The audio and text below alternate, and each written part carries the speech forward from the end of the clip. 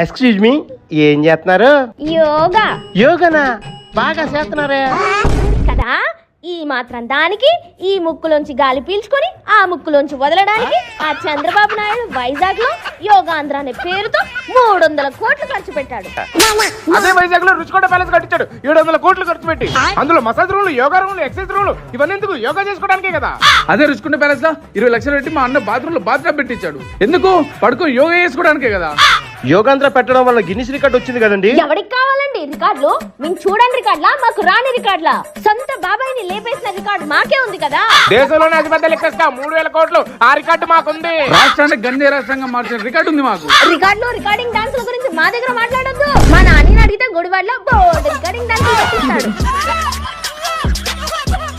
అయినా ఇక్కడ రికార్డింగ్ డాన్సులు మ్యాటర్ కాదు.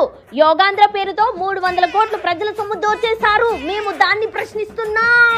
అయినా 300 కోట్లు ఏంటండి? 70 కోట్లు కదా ఖర్చు అయింది. అది కూడా కేంద్రం ఇచ్చింది. 70 కోట్లు అంటున్నాడేంట్రా? ఏమో అక్క, ఏంట్రా 70 కోట్లు అంటున్నాడు? ఏంట్రా? అన్న 300 కోట్లని ఫేక్ ప్రచారం చేయమన్నాడే. Ready ready.